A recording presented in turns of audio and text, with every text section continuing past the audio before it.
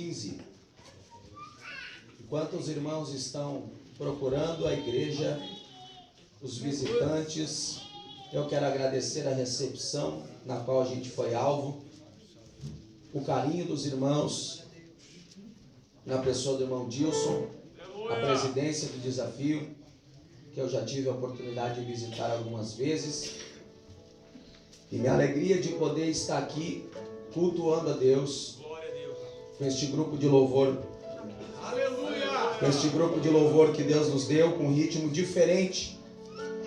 Às vezes as pessoas me perguntam, mas vem cá, será que Deus está nesse negócio? Eu disse, olha, a árvore é conhecida pelos frutos. Só através disso aqui já batizamos mais de 20, casamos 5.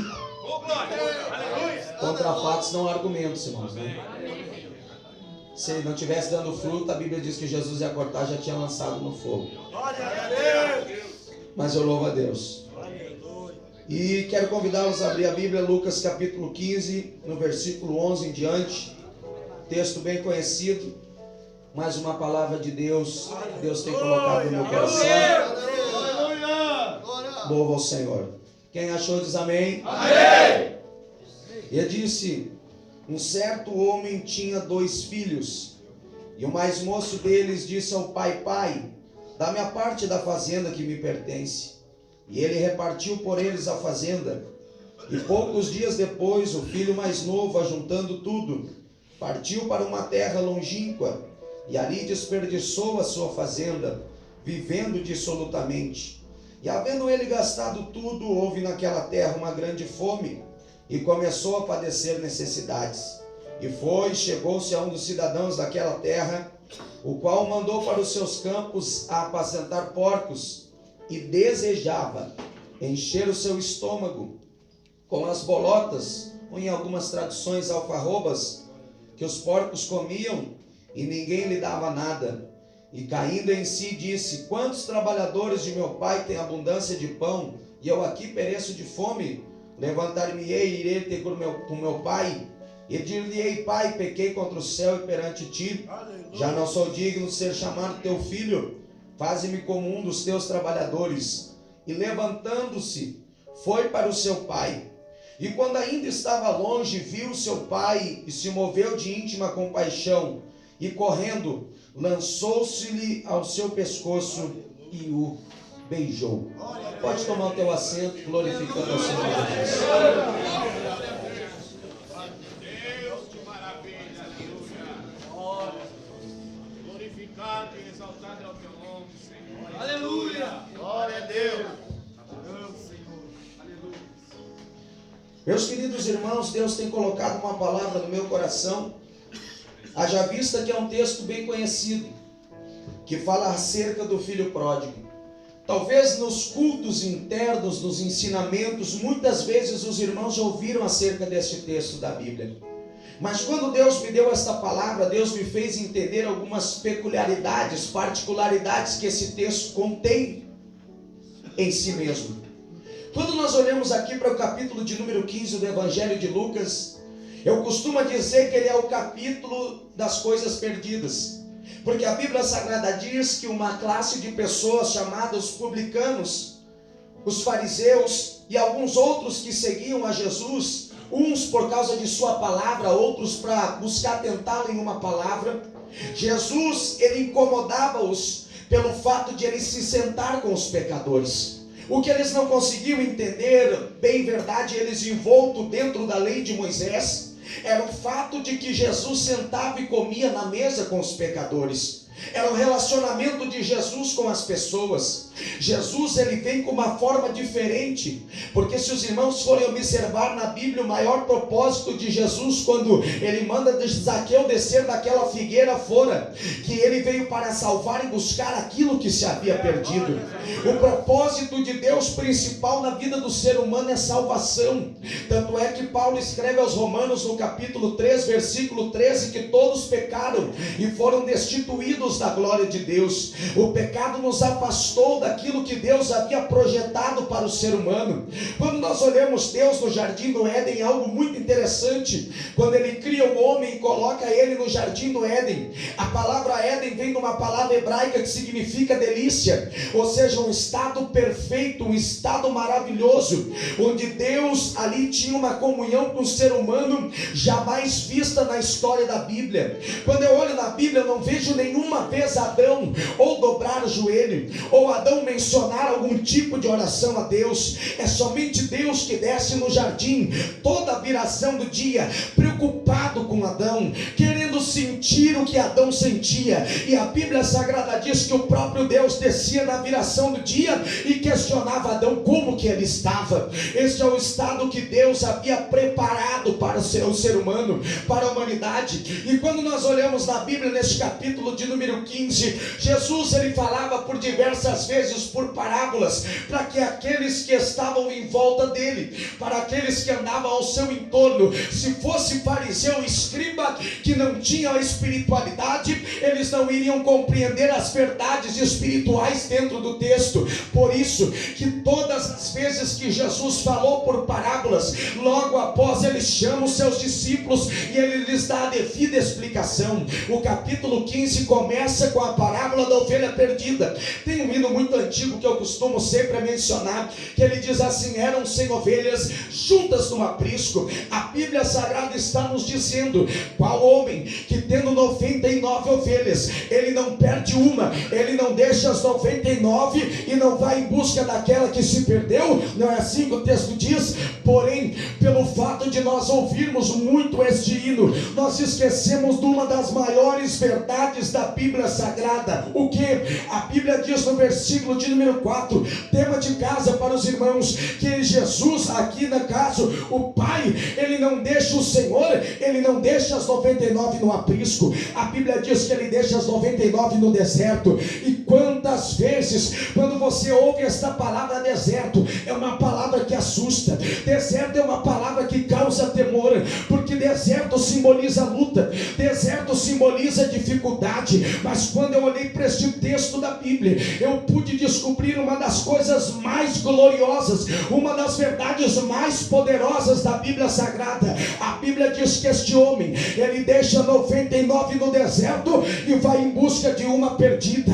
Quantas vezes, quem sabe, você se levantou dentro deste lugar pela manhã, se sentindo lutado, se sentindo em dificuldade, que a tua família não vem te visitar, que você não tem o carinho de uma pessoa, ou quem sabe você não recebe algo, você também acaba se sentindo no deserto. Você, meu querido e minha querida irmã que me ouve, que quem sabe está aqui neste lugar, quando passa por algo espiritual, quando passa por algo na sua vida, pode ser a vida financeira, sentimental, você também se sente no deserto. Mas eu venho aqui nesta noite com uma palavra profética para te dizer que quando você se sente no deserto, quando você está no deserto, a Bíblia diz que Deus está em busca daquela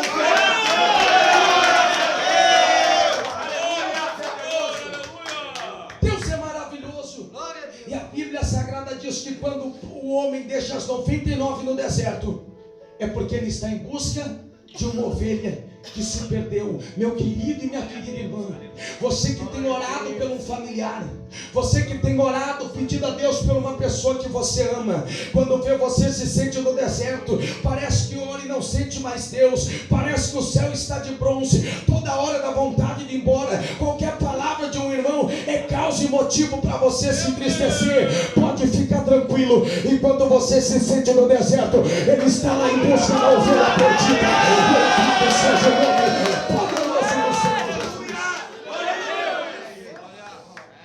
A maior preocupação do interno, sabe qual é? É com a família. É verdade. Quando estava lá fora não se importava, quando está aqui dentro se importa. Está se sentindo no deserto, pode ficar tranquilo que o pai está cuidando daquela ovelha lá. Ele fala da dracma, que era uma moeda grega de prata, que as mulheres naquela época usavam como dote. Toda moça que queria casar, ela possuía uma dracma. E os moços, quando se aproximavam delas, eles queriam ver, qual é a moça que tem uma dracma? Eu quero ver a moça que tem uma dracma. E a dracma naquela época, ela tinha o mesmo valor do que um dia de trabalho. E aí a Bíblia faz menção para a mulher que tendo 10 dracmas, perdendo uma dracma, ela não dê, ela vai a casa, acende a candeia e busca com diligência até achar. E isto aqui fala do valor das pequenas coisas, do valor das pequenas atitudes. Quem sabe para aquele homem que tinha 10 dracmas, uma dracma só não valeria tanto. Mas aí eu falo de uma coisa, eu já fui vice-presidente de um desafio jovem. Deus libertou minha mãe das drogas. A minha mãe cheirava cocaína e fumava maconha na minha frente. Meu padrasto era um traficante. Sabe o que aconteceu? Deus mudou a vida da minha casa, Deus mudou a vida da minha família. E a minha mãe e meu padrasto eram donos e presidentes de um desafio chamado a Casa do Oleiro, para a honra e glória do nome poderoso de Jesus. Sabe o que eu aprendo na Bíblia agora, entrando no filho pródigo? Ele pede herança. Sabe qual é a maior herança que Deus te deu? É a vida. É a vida. Deus te deu a vida. Filho mais novo está na casa do pai, está bem. Ele pede, eu quero a minha parte. Biblicamente falando, é lógico que isso aqui é uma parábola, mas biblicamente falando, ele não poderia ter herança. Por que ele não poderia ter herança? Para mim receber uma herança, o testador precisa morrer. Tem que morrer. Então sabe o que o filho mais novo estava aqui fazendo? Cometendo 2 graves pecados. Primeiro, ele estava desejando a morte do pai. E segundo, a morte do irmão mais velho. Estava desonrando. Às vezes você está no desafio, tem chamada de Deus. Você está aqui pela 2ª, 3ª vez, tem ministério, tem chamada. Você já passou, você sabe o caminho da oração, você já sabe do Espírito Santo. Não troque a tua herança por falta de respeito ao teu líder. Nunca deixa de honrar o irmão mais velho. E aqui eu não falo somente de idade, mas falo de tempo de fé. Sabe o que acontece na rua? Você está aqui, você ora, você jejua, você lê Bíblia. Mas lá na rua tem um monte de almofadinha que pensam que são pregadores, que são obreiros. Chegam no lugar, não respeitam os cabelos brancos dos irmãos, não respeitam a vida com Deus que os irmãos têm, e passam um pelo outro. Se for para chegar no ministério, precisar atropelar, eles atropelam. E você está no lugar repleto de oração, de Bíblia, de jejum, de temor de Deus. Fora tivesse a oração, o jejum e a leitura da Bíblia que o desafio tem. Não teria tanto irmão mais novo pegando herança ainda. Ele pega herança, ele vai para onde? Para uma terra longínqua,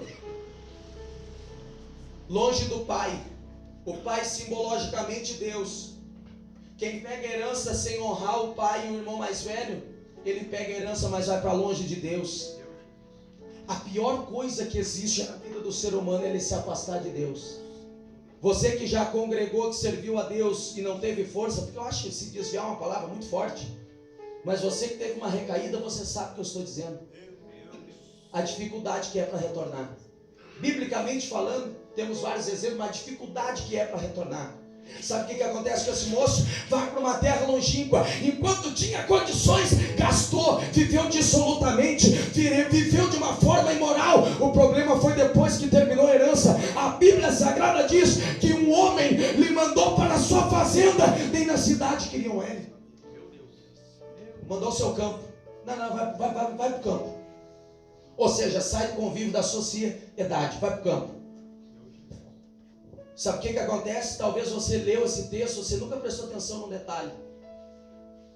Ele não comeu com os porcos. A Bíblia diz que ele desejava comer com os porcos. Ele tinha desejo.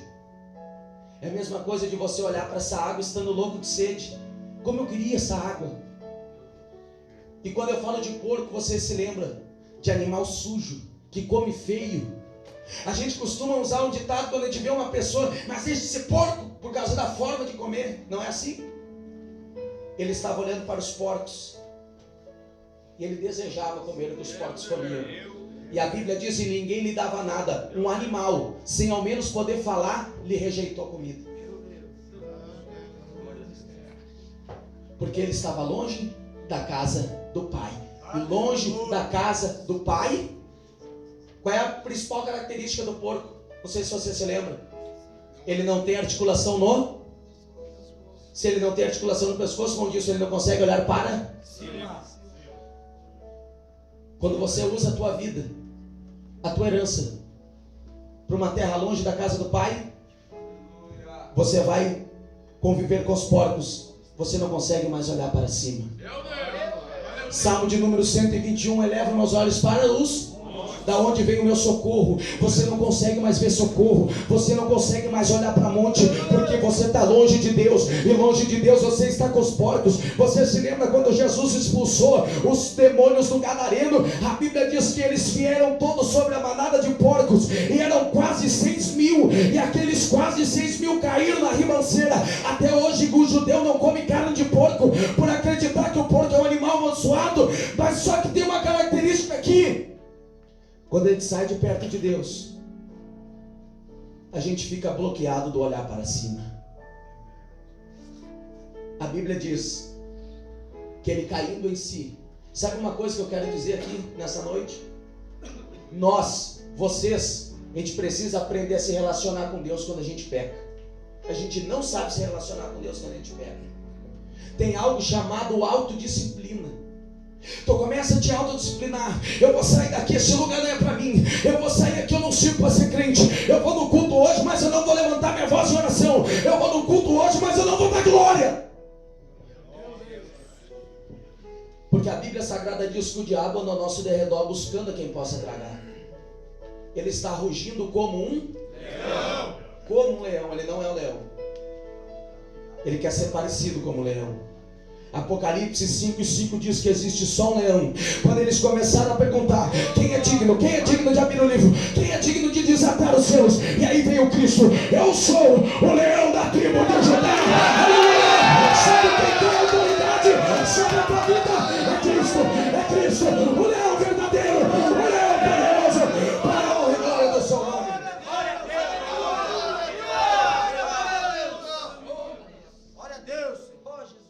Só que a Bíblia diz, Provérbios 28:13, que aquele que encobre as suas transgressões nunca prosperará. Mas quem confessa e deixa, alcança misericórdia. Olha o que o moço fez! E caindo em si. Alguém falou com ele? Fisicamente não. Quem é que convence do pecado, da justiça e do juízo?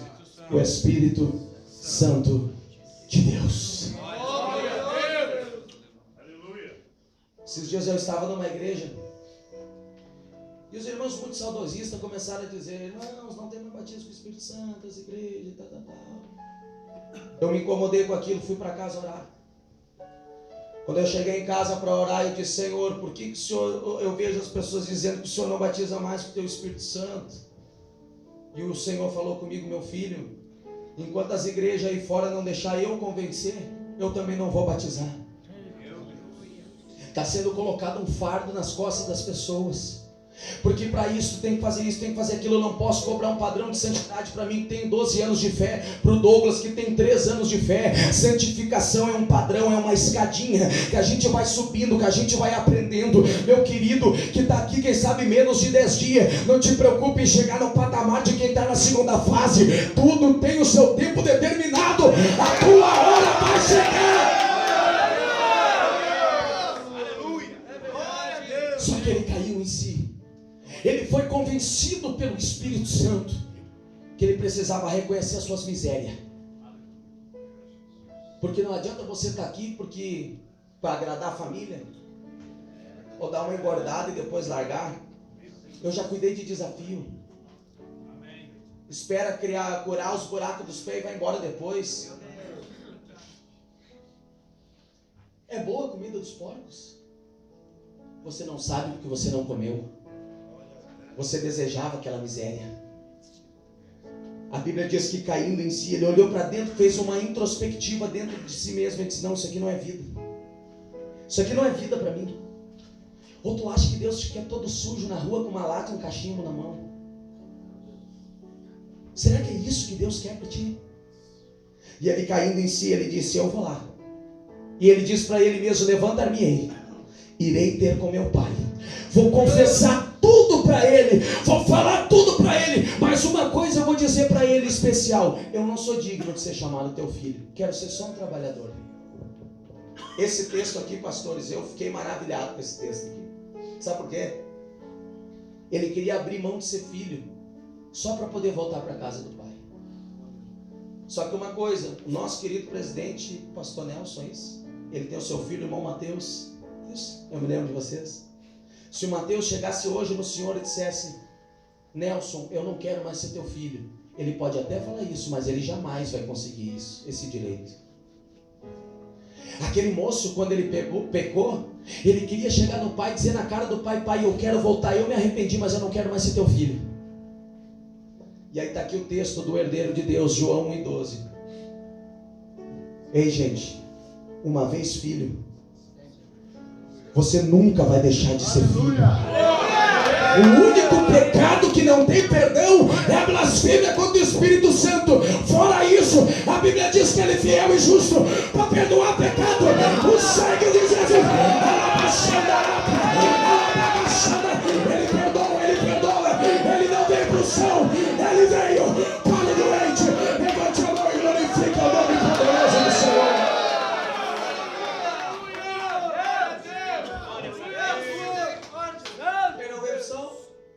Ele veio para o doente. Ele queria dizer para o pai que ele não queria ser mais filho, mas o pai olhando para ele dizendo assim: tu sempre vai ser meu filho. Quando você peca, o que o diabo tenta botar no teu ouvido? Não, eu até vou continuar o desafio, mas agora de querer ser obreiro eu não quero mais. Acho que eu só vou me recuperar para mim. Essa coisa que não, acho que não é para mim. Vou lá chamar o obreiro para conversar. Olha, eu até vou ficar porque eu preciso me libertar, mas essa coisa, né? Ei, o diabo vai cair por terra nessa noite. Essa voz do mal, porque a Bíblia diz que o diabo é enganador, que tenta dizer para ti que tu não tem, que não vai ser, que não tem condições, que você não tem voz para isso, não serve para aquilo, não serve. Isso é mentira do diabo.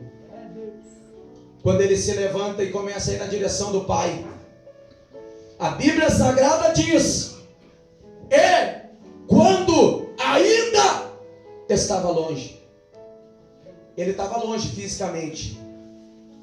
Quando a gente peca, a gente não se sente longe de Deus. A Bíblia diz que quando ainda estava longe, o pai o avistou. Aleluia. Quando a gente peca, a gente se sente longe de Deus. Mas mesmo nós estando longe, o Pai tem nos avistado.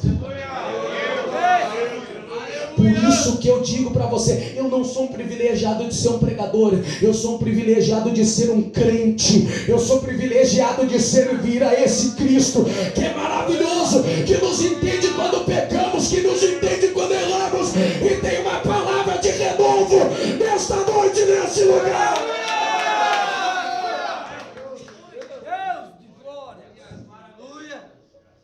O Pai se move de íntima compaixão. Agora um detalhe assim, irmão, que eu fico tremendamente espantado com a Bíblia. O pai foi correndo em direção ao filho, não foi o filho que foi correndo na direção do pai. Naquela época os homens costumavam usar vestido, era a tradição da época. Os homens usavam cabelo comprido, barba grande. As irmãs que estão aqui podem testemunhar. Correr de vestido não é complicado, não tranca o joelho, o passo não fica menor. O filho estava lá cheio de pecado, não queria ser mais filho. Ele nem tinha visto o pai ainda, mas o pai já tinha visto ele. Imagina aquele homem, aqui é uma parábola, mas imagina aquele homem tentando correr de vestido, o seu passo limitado, por causa da movimentação, por causa da roupa. Mas nada impediu o pai de chegar ao encontro do filho. Alabaxandaraia. Nada vai impedir o pai de chegar ao encontro do filho nesta noite. Você será encontrado pelo Pai para a glória do nome do Cordeiro de Deus. Aí quando o pai chega, ele vem e o abraça. e quando abraça, ele dá um beijo. Agora preste atenção nisso. Um beijo é um ato de amor, é um ato de carinho. E você só pode dar um beijo em alguém que você conhece muito bem, alguém que você tem intimidade. Mãe, pai, cônjuge, filhos e assim por diante. O pai chega e vem correndo e lhe abraça e lhe mostra um ato de amor. Porém, onde é que foi que o pai deu beijo no filho? Foi na testa? Foi no rosto? Não. Foi aonde? No pescoço. Volta lá. Ele estava comendo ou desejava comer com os porcos que não conseguiam olhar para cima porque tinha um problema no pescoço. Aleluia. Eu falei para vocês que o pescoço é um lugar íntimo. O que não permite, muitas vezes, as pessoas chegarem em Deus, sabe o que é? É a sua intimidade com Deus. Mas eu profetizo, em nome do Cordeiro de Deus, nessa noite o Pai, Ele vai tocar na intimidade, Ele vai tocar no pescoço, aonde for que Ele tiver que tocar, Ele vai curar, Ele vai libertar. Você vai ter vida e vida em abundância.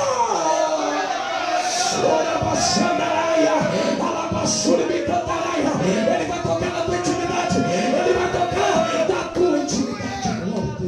Glória a Deus. Aleluia. Olha o poderoso Deus aí. Glória a Deus. O que eu preciso para sair daqui e voltar para minha família? Que você deixar Deus tocar na tua intimidade.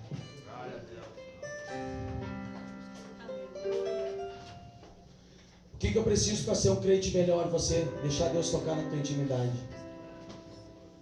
Daquilo que você não fala, quem sabe para a esposa, para o esposo, para o amigo, para o melhor amigo.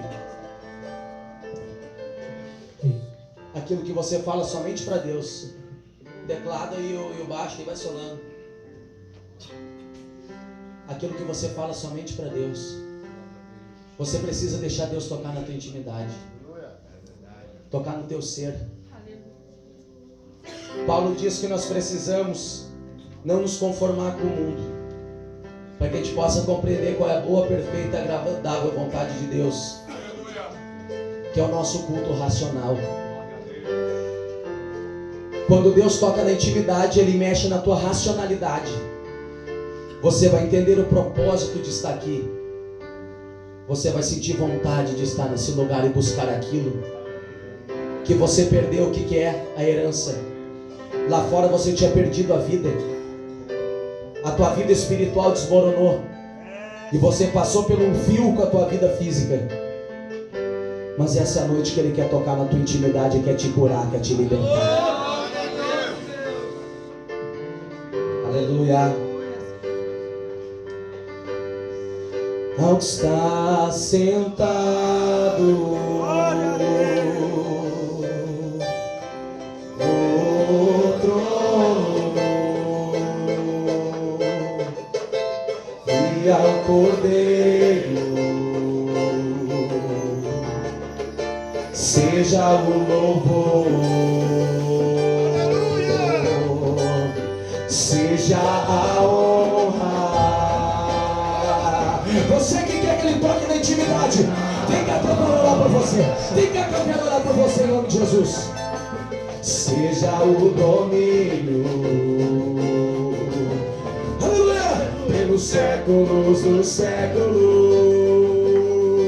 Oh, poderoso Deus, poderoso Deus, poderoso Deus, minha alma anseia por ti, oh glória.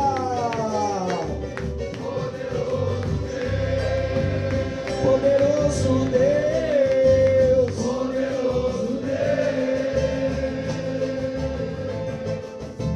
poderoso Deus, minha alma anseia por ti. Só quero solo agora, só o solo.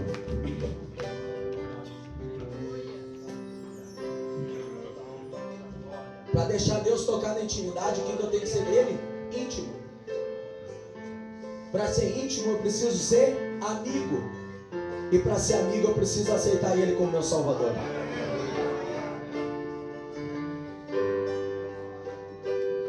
Se caso tiver,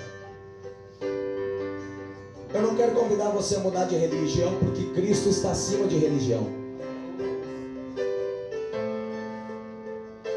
Mas quem sabe você que ainda não teve um encontro com Cristo e que tem o desejo de aceitar a Jesus como teu Salvador. O que é aceitar Jesus? É amanhã botar um terno e uma gravata? Não. Sabe o que é aceitar Jesus? Tu dizer: Jesus, está aqui a chave da minha vida. A partir de agora eu não me dirijo mais. É o Senhor que dirige a minha vida. E o resto Ele vai fazer. Onde é que está a primeira pessoa que você ainda não é evangélico, evangélica, e você quer entregar a sua vida para Jesus? Aonde está? Faz um sinal com a mão para mim. Você? Aleluia, você? Duas pessoas. Onde é que está a terceira pessoa que quer entregar a sua vida para Jesus Cristo? Deixa eles passando na frente. Tem a terceira pessoa que quer entregar a sua vida para Jesus? Aleluia! Gente, os discípulos tinham um grande problema. Eles se alegravam porque eles pregavam. E Jesus disse: não, vocês estão errados. Vocês têm que se alegrar quando um pecador se arrepende. Então já era para você ter rachado esse teto dando glória a Deus e aleluia. Onde é que está a terceira pessoa que quer se entregar para Cristo? Tem essa pessoa? Tem? Você que quer entregar a sua vida para Jesus, tem a terceira pessoa? Tem esses dois. Alguém que está parado ou parada na fé e quer fazer um propósito de reconciliação com o Senhor, quer voltar aos braços do Pai? Tem alguém? Está aqui? Uma pessoa passa aqui na frente. Mais alguém? Mais alguém? Mais alguém? Segunda pessoa, glória a Deus. Aleluia. Olha aqui para mim, vocês dois. Repita. Senhor Jesus, eu já sei, como meu único e suficiente Salvador, escreve meu nome no livro da vida e me perdoa por todos os meus pecados. A partir de hoje, eu quero te servir. Em nome de Jesus. Amém. Aleluia. Poderoso Deus, poderoso Deus, minha alma anseia por ti. Ao que está sentado, vai cantando divina inspiração. Os que vieram reconciliar, Senhor, os teus servos, que a aliança seja retomada.